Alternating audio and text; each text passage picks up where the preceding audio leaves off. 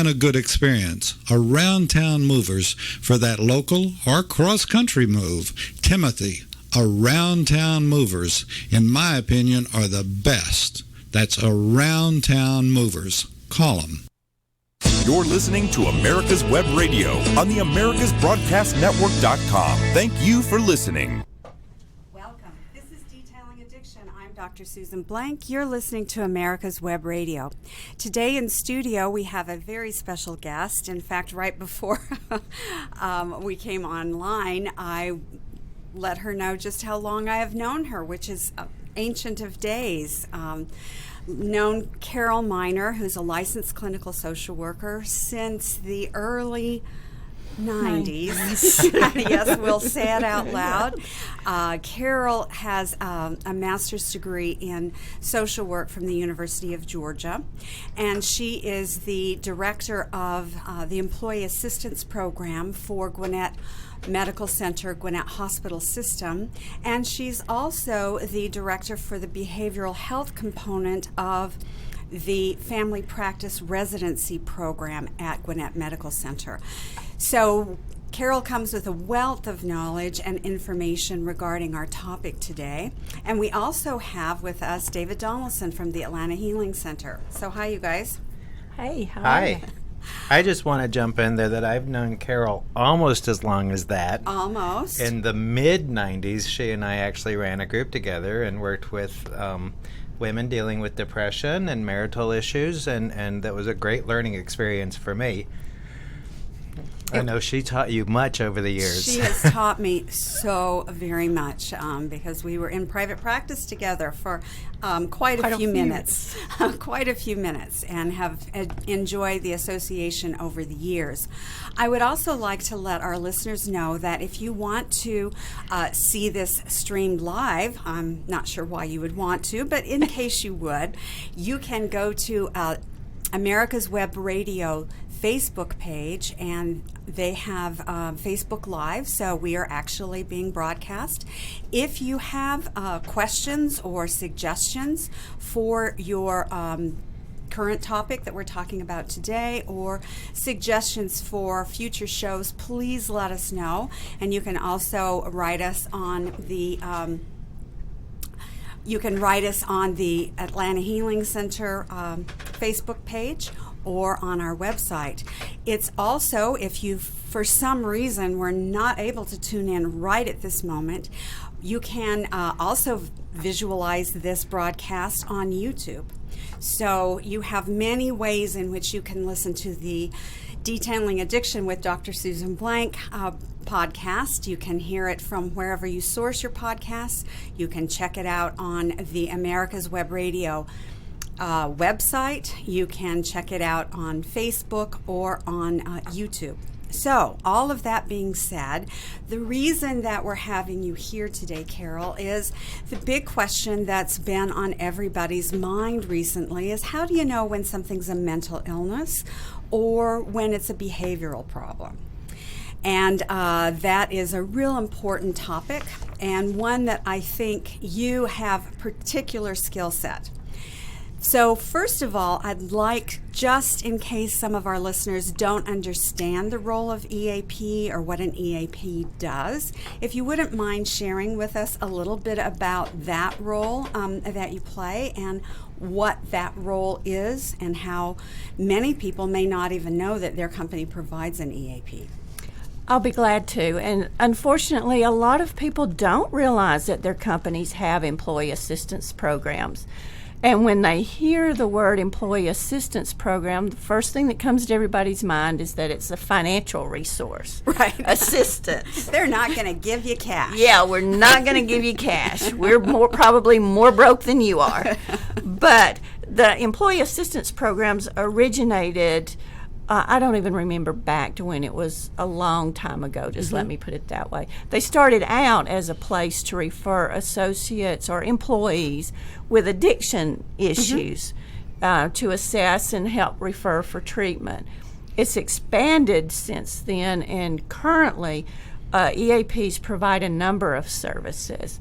One of the services they provide are referral to community agencies for elder care, for child care, for financial assistance, any number of community resources that might be of grief work, grief groups, and we still do the addiction part where we refer to treatment centers, AA, Al-Anon,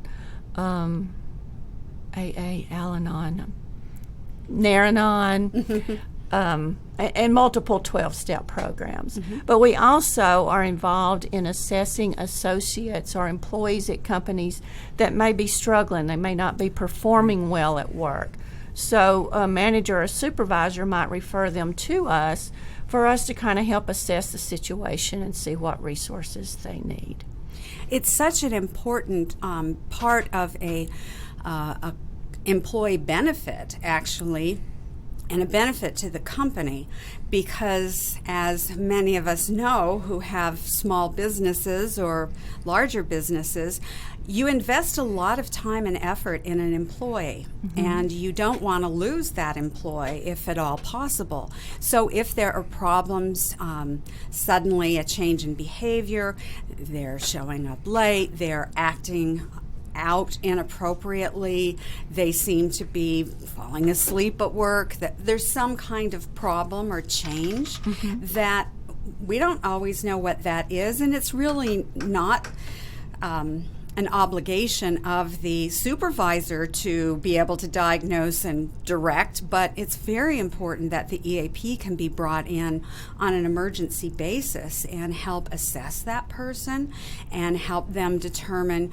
well, it's not even an employee problem at all, except their child is having some issues, and because they're worried about their child, they're not sleeping, and you can see how that can all unravel. So the opportunity to have a professional who's well trained, like yourself, be able to assess this person and figure out, or at least figure out what the next step is in figuring out what the problem is, so that hopefully that employee can have support and be able to become the good employee that they were before. Well, and I think another important part of it is that employees can contact their EAP on their own. They don't have to wait until they're having difficulties at work. They can call on their own. It's totally confidential, and it doesn't cost them anything. It's truly a benefit. It's even better than insurance, because with insurance, oftentimes you have a copay. For the EAP, there's no copay. You can come in. The thing is, though, it is time limited. Right. It's set up to figure out what the problem is and to do some problem solving. But you could have from 3 sessions to 8. I've heard of companies that do 12 or 15. So you can actually do some short-term counseling. The EAP can do short-term brief counseling, and it's up to the EAP person doing the assessing, though, as you're talking with the person. And the advantage is that you have more than one session. They don't drop in and you have to say what figure it all out in one session. Right. And that, which is really crucial, because so often when the issues come in and it's not an obvious addiction issue or an obvious bad drug screen that got them into this situation, you sometimes don't really know. We've had a few times where we've done assessments because of the changing culture. There's been issues that ended up being anger issues or adjustment issues, but it looked just like alcoholism until, the lab work showed that there was no alcohol. The drug screens were all clean, but there were definite issues going on. And so for us, we had a few sessions to help figure it out. But a system like yours would have had a bit more time. well, and the thing too that the EAP can do is, or one of the things that I always do is I ask the questions about, have you had a physical? And I go through the physical components. Yes. And don't just automatically jump to it's a behavioral issue or it's a mental illness. And because those two things they're actually very different. A mental illness can be episodic. It can be a depressive reaction to a death. It can be a grief reaction. It can be a reaction to job change. Right. Mergers. children growing up and leaving the home. Mental illnesses can be adjustment reactions to situations, and they're not deep-rooted, and they're treatable. But sometimes it's a behavioral problem, and that gets into being a part of somebody's character. That's how I usually talk about it, in terms it's a part of who they are, and it's been there all along, but maybe people haven't noticed it, or when they were kids they said, oh, he's just a kid, or It's a phase. it's the phase they're going through. But when you look at it across the time span, and that's where having more than one EAP session can help the professional making the assessment. We can kind of look at it across the time span. You begin to see that it's a pattern of behavior. It's not a reaction or something that just has come up within recent times. Yeah, we had a few professional evaluations for physicians where the physicians really weren't changing so much as the hospital systems that they were working for had decided we're going to change our culture, and we want our nurses to be able to feel comfortable to talk to the physicians and ask questions and not be afraid to not give vital information. And the physicians had such a difficult time adjusting to that change in hospital culture that it actually became a referral issue. You see that quite frequently, and too with the younger generation. The millennials take a lot of heat, but really I think we have to look at how the millennials became millennials. Right. And when you start looking at how millennials became millennials, our generation has to start holding themselves accountable somewhat. Correct. And I think that happens in hospital systems too. Physicians have been allowed certain behaviors through the years, and now people are saying, No, you can't throw things. You can't yell and swear at people. You can't threaten people. You can't act in an abusive way. That will no longer be tolerated. And I have to tell you, being ancient as I am and having gone through probably the more traditional medical education and medical school, when people could yell at you and tell you were, I'm quoting someone, you're not smart enough to be a gas station attendant. So that tells you how old it is, because they actually had attendants that would put gas in your car. For those younger people who don't know, people used to come out and actually put the gas in your car. So it was not unlikely that almost every day, if you weren't being abused verbally, you were aware of somebody else being abused, and that was just part of the culture. And because this is an important surgeon, or this is a high producer for the hospital, or this is a well-known, renowned professor, you were just expected to suck it up and get through it however you can. And then you had the privilege of being that kind of jerk to the next group coming up. And this hazing process was just normal. No, it's not normal, but it was accepted behavior. Normalized And accepted behavior and tolerated. And many of the older physicians that we might do an assessment on, they truly are mystified. Now, some of them may come in, and if drugs or alcohol are part of their picture, they've got a great story for you. They deny, but in their heart of hearts, they know they're using drugs, or they're drinking, or they showed up in the emergency room with alcohol in their breath. Or that they're writing scripts for somebody and then trading out the pills. But truly, a lot of these folks that were raised and trained in this very permissive behavioral state, where as long as you're a big producer, as long as you bring a lot of business to the hospital, you can do whatever you want. They are mystified. They cannot believe, because no one has given them that feedback. So when you said a minute ago about those of us who have raised some millennials need to stand back and assume some responsibility, because I think that's some of the ways in which we are seeing some of the behavior that is problematic for people in the workplace, often started with their worldview as kids. Yes. And when you're allowed to have a fit and get what you want and not have consequences, and have mama or daddy or grandma or somebody sticking up for you all the time, and it becomes the teacher's fault or the school's fault and not your kid's fault that they didn't do their homework or that they were being rude. We create people who are astonished that the world is not going to be okay with that kind of behavior. Mm-hmm.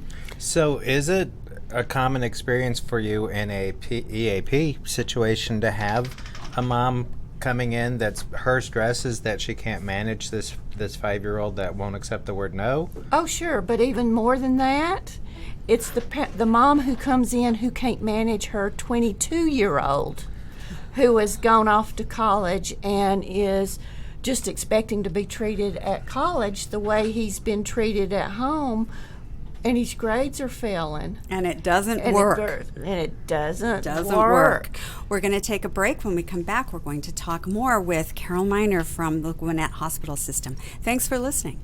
Perhaps you are struggling to cope with the disease of addiction. If not, you probably know a family member or friend that needs help in battling the cravings and the personal and professional damage done by the effects of drugs or alcohol. Get a pen and paper and be ready to write down the following. These are the issues that the trained staff at the Atlanta Healing Center address and treat every day. Their doctors and counselors with over 40 years of practice in the field of addiction can treat the suffering individual in a thoughtful, compassionate, and experienced manner and guide him or her along the path to recovery. So call 770-696-9862 and speak to a knowledgeable staff member about how you or your loved one can be helped to enjoy a better and healthier life. More information is also available on the website at www.atlantahealingcenter.com. This is Ron Camacho, host of the Business Hour, on Fridays from 10 to 11 a.m. Join me as I talk with passionate professionals on a program that profiles the best businesses, business professionals, business practices, and fascinating individuals to get an insider view of how America works. 10 to 11 a.m. on America's Web Radio. The disease of addiction is a life-altering challenge, not just for the person suffering its effects, but also for the family and friends who support and love the one caught in its grasp. What should be the course of treatment? Who is the best person to render treatment? And what is the best place to go for the care that is needed? We know that you want answers to these and many more questions. Call 770-696-9862 and speak to a representative of the Atlanta Healing Center. They can tailor a program specifically designed to address the needs of the person suffering with an addiction, or give you guidance as to where that help may be found. Information is the key, and the trained staff at AHC is here to assist. If you wish, you can also get more information on the website located at www.atlantahealingcenter.com. You're listening to America's Web Radio on the AmericasBroadcastNetwork.com. Thank you for listening. Welcome back. This is Detailing Addiction. I'm Dr. Susan Blank. You're listening to America's Web Radio.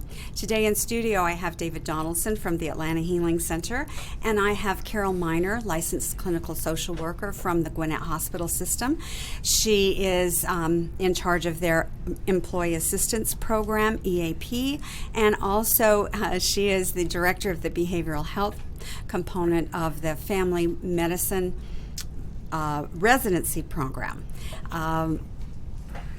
Thank you, Carol, for being here today. And just before we leave the EAP, because I do want to get onto our main topic, but how would an employee find out if they have EAP benefits? What would be the easiest way for them to do that? The easiest way would be to go under benefits. Most have an intranet or some form of communication like that. So to go through HR or health and wellness, different companies call it different things, and then look for employee assistance program under those headers. The other thing is if you're not internet savvy, because there are companies oftentimes that have a lot of people that are not, call HR. So the human resources should be able to get you in touch with Or those if folks. there's a company nurse, because some of the factories and places like that have company nurses or company doctors. They should know, but I'm going to do my disclaimers. Sometimes They don't know they either. don't know either.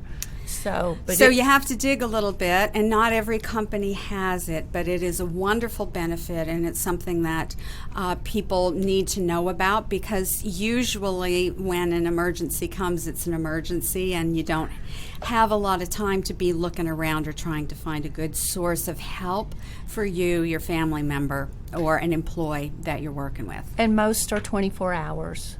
So you can call any time of day or night. They may not be in the office, but you can place a phone call to them. Thank you. So right before our break, we were talking about the fact that we're seeing a group of individuals that we're calling the millennial group, and that some of them have a marked difficulty going from high school into college, or going from the university into the workplace, or going from high school to the workplace, that the expectations that they have of people around them and the expectation that the employer is going to have or the college is going to have are very, very different. They're quite disparate, kind of like the old doctor who's used to throwing a fit and getting his way or her way. Now we've got a new generation that is just as flummoxed as the older doctors are, that the culture has changed and nobody notified them. Yeah, so it's a pretty difficult thing to navigate. Yes. Because one of the things for change to occur, people have to be able to accept responsibility for themselves. And if you've not been taught how to take responsibility for yourself, how are you going to do that? Right. So it's about building a skill set. Just like for the older physicians that we were talking about, they have to develop a whole new skill set. So you have to kind of look at those things. In case y'all don't know, I am sitting here talking with my hands because I cannot get my thought out without moving my hands around. So we're giving her plenty of space to do that. But yes, I think it's important to understand that for some of these behavioral issues, that it really is education and it's learning some new skills. Both, if it's a child, the family has to make some adjustments, as well as the young person or the child. And if it is a workplace situation, then there has to be some understanding on both parts, both management and leadership, as well as the employee, that this is going to take a minute. And hopefully there's that kind of patience within the system to be able to tolerate that. Sometimes there's not, though. sometimes there's not. And as you bring up that topic, I do a class twice a year called Managing the Difficult Associate, which is designed around the associates with behavioral issues, not depression, not mental anxiety, illness. not mental illness, but with behavioral issues. And we talk about how to identify certain behavioral issues and what to do when you see those issues. Again, in the workplace, you're not there to diagnose, but if you've had some education as to what you might be looking at, then you can make the appropriate referral to the EAP, and then they can take it from there and get it to an outside person who can address the issues with that person. So, do you have, and I hate to put you on the spot, but is there a common scenario that you might see with a millennial, for example? With a millennial, it would be what you might see is they come into the job. Number one, they expect to make $100,000. They expect to make six figures without, and some do. I mean, with certain degrees, Right, you 'cause they're graduate and pretty you got smart. that. Right. But for a lot, they come in expecting to be at the top of the ladder, and so when you hold them accountable, like you want reports or you want to know what they're doing on a project, they want to sidestep, maybe sidestep's an old term, but they want to look at other people. I think that's the thing you're looking at when you look at behavioral issues, not just for millennials, for the older docs you were talking about, the 30 and 40-year-olds. This is across the board, a tendency to want to blame other people. When you're sitting down with them and you're talking and you find that anything that happens that's not positive is somebody else's fault. Right. Or somebody else is doing something worse. Or the same thing. So that deflecting of responsibility and the blame and the accusing, so that they're no longer on the hot seat. Hopefully they can get their manager or their parent or their spouse or their whoever on their own defensive, or paying attention to somebody else in the family or somebody else on the street or in the classroom. Or changing the subject. Correct. Taking you to something else. But if you had just, I wouldn't be doing this. That's one of the things that you want to look at.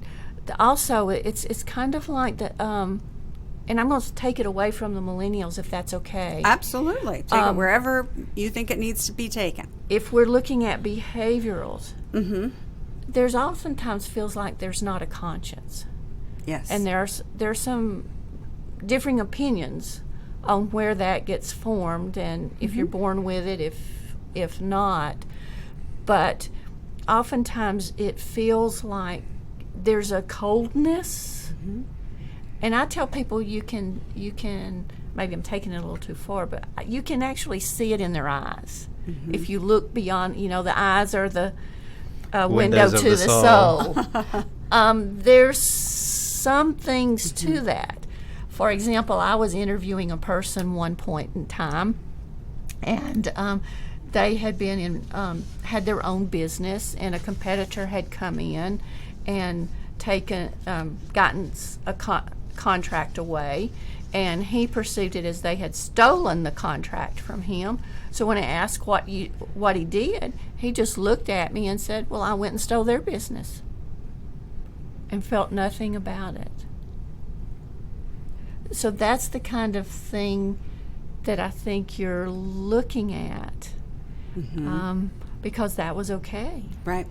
That was all right. So there was a real justifying, feeling very, very justified in their actions, and no sense of remorse or no sense of right and wrong connected to their actions. Or empathy for the other. There's no compassion. Now, only when it benefits them. They can be very sorry and remorseful and just, I don't know the other word to describe it. Apologetic. Unfortunately, we see that a lot in domestic partnership Abuse situations. Yeah. And they come in and they'll be so kind for a short period of time, and then when they feel like things have gone back to normal, the old behaviors come back. So they're actually very bright too. They know you better than you know yourself. Now again, I'm just talking about behavioral issues. I'm not talking about mental illness like depression, bipolar disorder. I'm talking schizophrenia. Schizophrenia. There's the confusion that comes, because real often with alcoholics and addicts in early recovery, the family members are waiting for the apology, or they're waiting for their loved one to be able to say, what I did was wrong and I'm so sorry. And the way we work with family members is that your loved one does not have the capacity to give you that yet. Typically, if they're working their program and they're working their steps around 90 days, that part of the brain's going to start lighting up and they're going to start having those feelings and be able to do that, but they don't have it yet. And so when it's chemical dependency, we can kind of help people wait for the recovery process to take place and for that empathy button to turn on. But in the behavioral disorders, you're not necessarily going to see the empathy button ever turn on. Not necessarily unless it benefits them. While you were talking, when you were talking about the addict and the addictive brain and how it'll kick in 90 days, if I go back again to the behavioral piece, can we take a break right here, and then we'll come back to the behavioral piece. Thanks for listening, and please stay tuned. Perhaps you are struggling to cope with the disease of addiction. If not, you probably know a family member or friend that needs help in battling the cravings and the personal and professional damage done by the effects of drugs or alcohol. Get a pen and paper and be ready to write down the following. These are the issues that the trained staff at the Atlanta Healing Center address and treat every day. Their doctors and counselors with over 40 years of practice in the field of addiction can treat the suffering individual in a thoughtful, compassionate, and experienced manner and guide him or her along the path to recovery. So call 770-696-9862 and speak to a knowledgeable staff member about how you or your loved one can be helped to enjoy a better and healthier life. More information is also available on the website at www.atlantahealingcenter.com. This is Dr. Susan Blank, host of Detailing Addiction and medical director of the Atlanta Healing Center. Please join me on Tuesday afternoons at 4 p.m. The disease of addiction is a life-altering challenge, not just for the person suffering its effects, but also for the family and friends who support and love the one caught in its grasp. What should be the course of treatment? Who is the best person to render treatment? And what is the best place to go for the care that is needed? We know that you want answers to these and many more questions. Call 770-696-9862 and speak to a representative of the Atlanta Healing Center. They can tailor a program specifically designed to address the needs of the person suffering with an addiction, or give you guidance as to where that help may be found. Information is the key, and the trained staff at AHC is here to assist. If you wish, you can also get more information on the website located at www.atlantahealingcenter.com. You're listening to America's Web Radio on the AmericasBroadcastNetwork.com. Thank you for listening. Welcome back. This is Detailing Addiction. I'm Dr. Susan Blank, and you're listening to America's Web Radio, or you're checking us out on Facebook Live from the America's Web Radio Facebook page, or maybe you're watching us on YouTube, or you're accessing this program from wherever you source your favorite podcasts. But in any event, glad you're back with us, and our guest today is Carol Miner, licensed clinical social worker who works with the Gwinnett Health System, both as an EAP, an Employee Assistance Program Director, and also with the Family Practice Residency Training Program. And we get to be the great benefactors of her residents who come and rotate with us, and they have presented on this radio show before, so we're really happy to have you here. Right before I rudely interrupted you at the end of the last segment, David was talking about the process of the recovery that happens when somebody has the disease of addiction, and that there are milestones that if we can keep somebody sober for these periods of time, then a lot of the behavioral issues, the lack of empathy, the distance, the isolation that family members will see in their loved one, that begins to heal. And they begin, as they learn some coping skills and some strategies to stay away from substances, their brain can get back to where they were before. And you were starting to make an interesting comment about not people with the disease of addiction, but some drug dealers. So I'm sorry I interrupted you, but please share that with us. I think that's the difference in the behavioral issue, because sometimes people will have the question that you'll have a drug dealer who doesn't do drugs. At all. At all. Mm-hmm. At all. The only thing they may do is they may put it on the tip of their finger to taste it to see the quality of the drug, but that's as far as it goes. And they have no. Again, we go back to no conscience as to who's being impacted or what their drug is going to do to people, because their focus, it's a business. I think that's the thing. It's a business to benefit them. To benefit them. So they engage in behaviors, and we have plenty of people who do have the disease of addiction, and one of the ways in which they finance their disease is by dealing drugs. But when you look at the real business of drugs in this country, the people leading these big cartels, the people leading these big companies, for the most part, could not do what they do if they were actively using drugs. Mm-hmm. But they also are very aware that they're killing people, that they're impacting people's lives, that folks are going to jail, that children are being abandoned, that all kinds of terrible things are happening. And they don't care. No, they don't.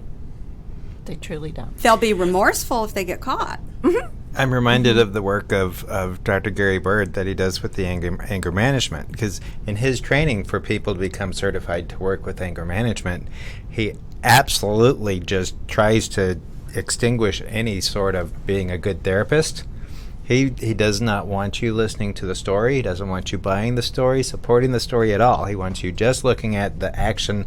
This person laid their hands on this other person. Whatever story they're saying to justify it is beside the point. And his emphasis is they've got to change the behavior. The words don't matter. I think that's the real cue. When it's a behavior disorder, yes, the focus has to just be on the behavior. But it's so confusing because we have this one book, the Diagnostic and Statistical Manual, that has all of these mental health brain disorders as well as these behavioral disorders all in one book. All lumped together. So it's all lumped as this is all just a mental illness, but they're very, very different. They're very different, and the DSM-5 has put them all together. It doesn't separate. Where the DSM-4, the diagnostic manual before, at least separated them into two different categories. But now they're all thrown in there together, but now they're clusters, A, B, and C, and things like that.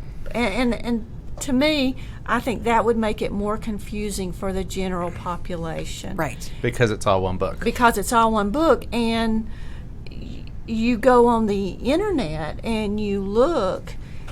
And that's the thing that concerns me and scares me for lay people, is because you can go put symptoms on the internet. And Dr. Google. And Dr. Google says that I'm this, or that my husband is this, or that my child is this. Right.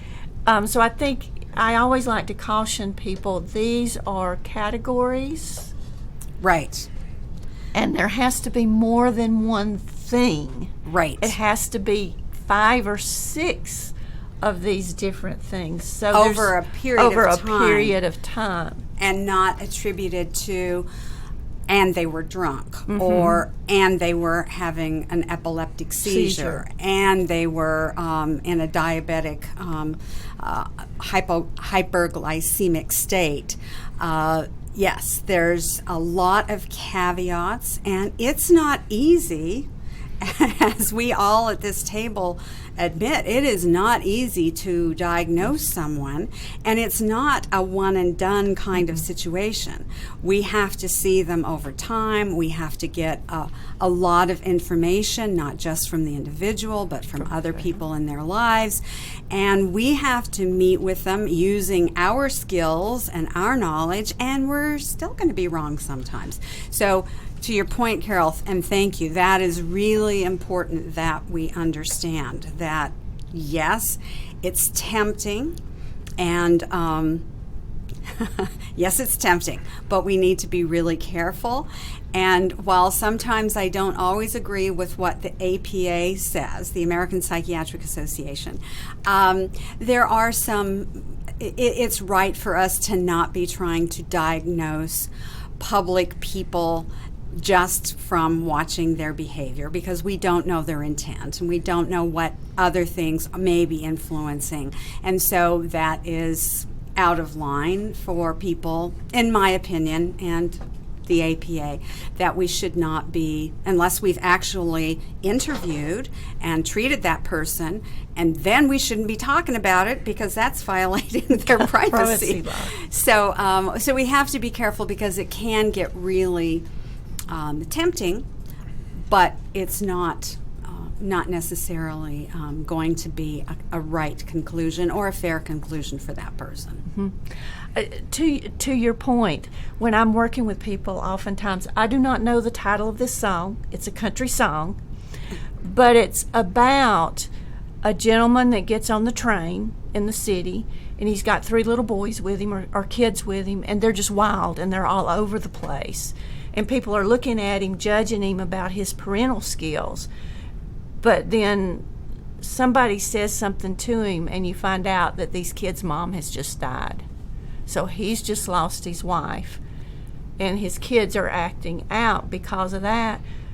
If you just went on that scenario, you'd make a diagnosis that would probably not be accurate. Right. So to your point, you have to look at people over time. Over time. And sometimes trying to decide, is this a mental illness versus is this a behavioral problem, can take some time. But also to your point that if you are going to Dr. Google and you're putting in these various symptoms and you're looking for something, you obviously have some sort of discomfort that you need to call EAP about, or call your doctor about, and go get some assistance to figure out what the issue is. Because if you've got concerns about your child who's failing in school or getting kicked out, and you're looking for the answer in Dr. Google, you're probably going to be lost in that situation. There are plenty of trained experts out there who have spent years studying how to distinguish mental health issues versus behavioral health issues versus physical problems. Or you just need some reassurance that this is a phase and this kid is perfectly normal, and it's going to pass in about 6 months if you can hang in there and stand it. So it is really important, because we can make ourselves a little bit crazy. But on the other hand, we do have to pay attention. If it looks great on paper and yet it just doesn't feel good inside, it is really important we pay attention to that and pay close attention. What might be a fine person or relationship for somebody else, if it's not for you, you need to pay attention. A lot of people think, we only make our decisions in our wise mind, in our left brain. And our right brain, that has no language, that has no ability to put into words or write us a letter, we don't keep our emotions. They don't play a role in our decision making or our understanding. And what we really know from brain science studies is that we often make a lot more of our decisions with our emotional mind than we do with our logical mind. So we need to pay attention to that. We're not always going to be right, but it's often a big mistake to ignore that little feeling that you've got that this is not a safe situation, or this is not a safe person for you to be with. It's the old trust your gut. Correct. Because your gut really does know. Combined with the verify.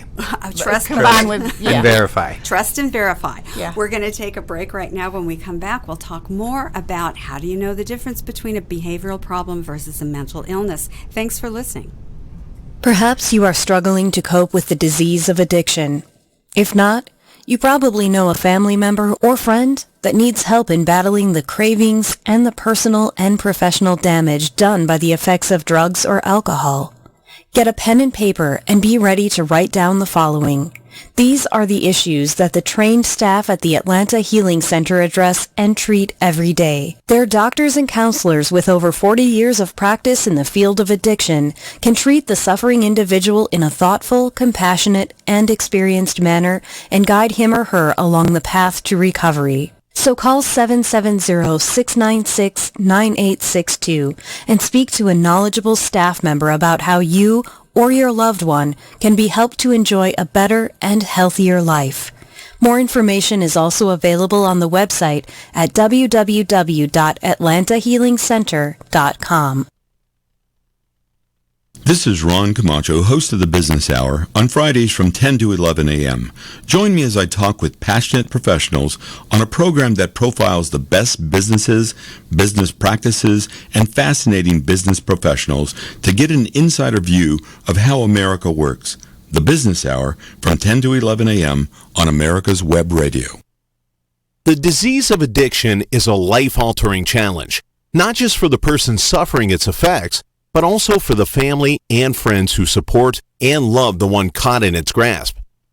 What should be the course of treatment? Who is the best person to render treatment?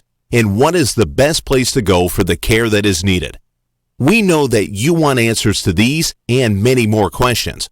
Call 770-696-9862 and speak to a representative of the Atlanta Healing Center. They can tailor a program specifically designed to address the needs of the person suffering with an addiction, or give you guidance as to where that help may be found. Information is the key, and the trained staff at AHC is here to assist. If you wish, you can also get more information on the website located at www.atlantahealingcenter.com. You're listening to America's Web Radio on the AmericasBroadcastNetwork.com. Thank you for listening. Welcome back. This is Detailing Addiction. I'm Dr. Susan Blank. You're listening to America's Web Radio.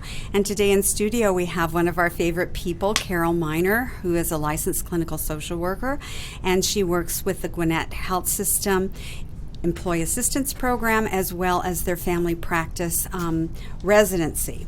And we also have David Donaldson from the Atlanta Healing Center. So I'm really glad that you guys are here today. I think this is an important and interesting conversation, letting people know that whether it is a behavioral issue or a mental illness, and we haven't spent a lot of time on mental illness in this broadcast, but we have in others, and we certainly can have Carol back to spend more time on that side of the scale. But looking at, in both of these cases, often there are some solutions. They're not quick fixes, but there are some solutions.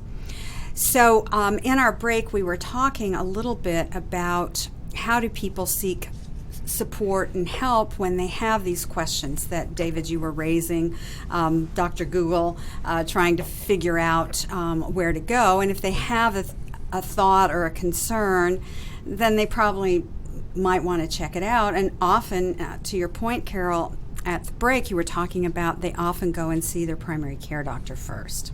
That's correct. So with that being said, the statistics are pretty high. That's going to be most people's interaction with behavioral health. So family medicine doctors for a long time have been required, the residency programs have been required to have a behavioral scientist or to teach family medicine physicians how to identify, how to interview the patient, how to identify, how to set boundaries with the patients and make the referrals when appropriate. So they're not the EAP for their patients, but when it comes to seeing a behavioral issue or a mental illness, that they can make the appropriate referral. And sometimes it takes them several visits with the patient. They'll have them come back so that they can build the trust and make those appropriate referrals so that people can get the care that they want. And I just realized that I have not been using the term correctly. It's family medicine residencies as opposed to family practice. We have to keep our language updated. Family medicine, I'm really glad that we're seeing more and more primary care doctors getting this kind of training, because it would be quite unusual, honestly, for someone to be looking at Dr. Google and say, oh, gee, I think I need to see a therapist, or I might need to call and talk to an addiction medicine doctor. That's not their go-to. their long-term relationship is with their pediatrician, their OBGYN, their family medicine doctor, their internist. These are the people they've known over the years that have taken care of them and that know their kids. And even if they're not treating their kids, they know about the kids or the spouse or the parents, or they know where some of the challenges are, and they can often be a very trusted reference for them. So they may refer you to a cardiologist because your EKG looks a little off, or they may refer you to somebody to check your kidneys because now your BUN and creatinine are way too high. So it's not unusual to get a referral from a family medicine doctor to see a specialist, and this is part of the beauty of their education. Lots of this they can handle, but they also are trained in, when do I refer? When is this more than I need to do? Or when is this, that's not skin cancer. That's because you've been in the sun too much and you need to use some sunscreen. Or your dermatologist is just rude and they keep saying age spot. That's just an age spot, nothing to worry about. So it is really important, and it's difficult. And some of the behavioral pieces are really hard to manage. And David, you were speaking a minute ago about anger management and where this is becoming, well, I don't know that it's becoming, it's continuing to be a big part of some of these behavioral problems, is that people do get referred for anger management training and treatment because people have issues. Yeah, and a lot of times those referrals will end up going to a therapist who will talk to them about all these emotional issues and validate and justify the wrong things. And the anger management approach is that first the behavior has to stop. Part of what I was thinking as you were talking about this too is how there's the new therapy that's really taking off here in Atlanta is DBT, dialectic behavioral therapy, which is really about engaging your thinking brain and your value choices and beginning to make decisions with your brain as opposed to just the emotions, which behavioral issues do respond to. Not, as you said, it's not a quick fix. They're not going to fix that in 5 sessions, but over the course of with DBT, 20-something sessions learning about this, people do have the capacity to change. And to learn some really good skills that are applicable not just to manage their anger, but maybe to manage their anxiety if they have to give a talk or presentation at work, or if they're having a difficult conversation with an aging parent about you've got to stop driving now. These kinds of things, those skills that you can learn from a DBT therapist can be extremely helpful. And really, a lot of the behavioral issues, it is about skill building. It's recognizing the problem, acknowledging the problem, accepting that there is a problem. And that I don't want to end up in prison, so instead I'm going to do this.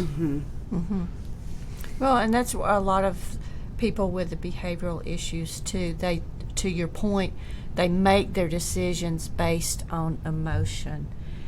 But what I spend time with folks doing, too, is teaching them you usually have a thought associated with that emotion, and that's what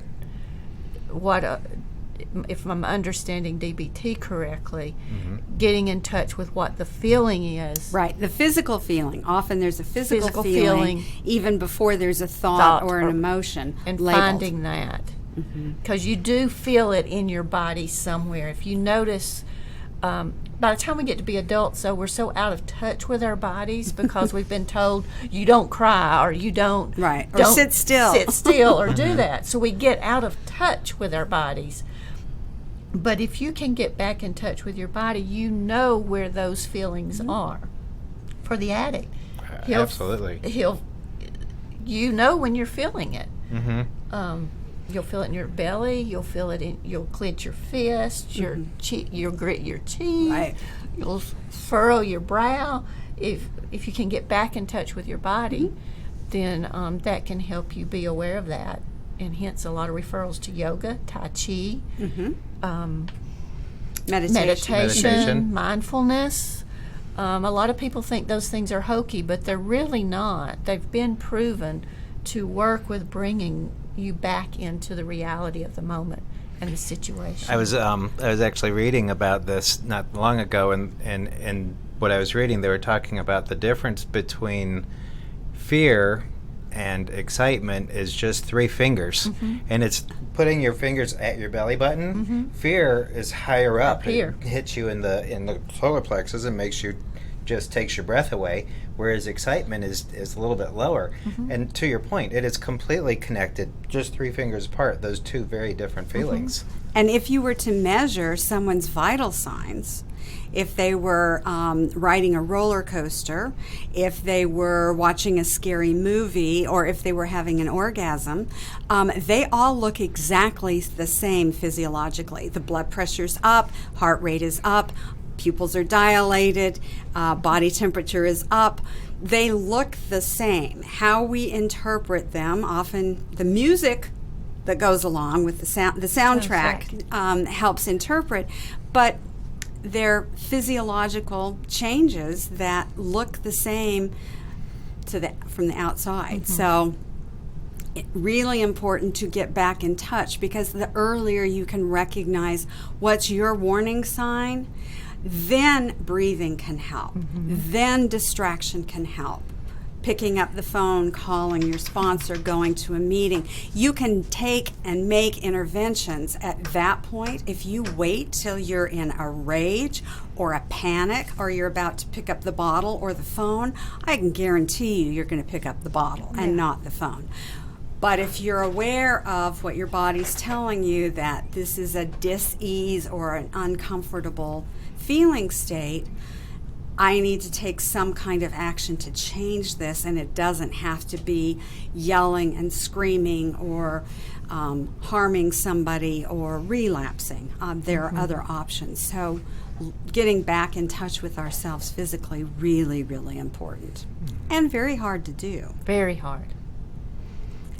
Hence several sessions, not just 5 quick sessions that many insurance companies will approve. Right. Wish we had more. And wish we had more time today, but we don't. I do want to thank you, Carol Miner, for being here with us today, and David as well. And thank all of our listeners, and we will see you again next week on Detailing Addiction. You're listening to America's Web Radio on the AmericasBroadcastNetwork.com. Thank you for listening.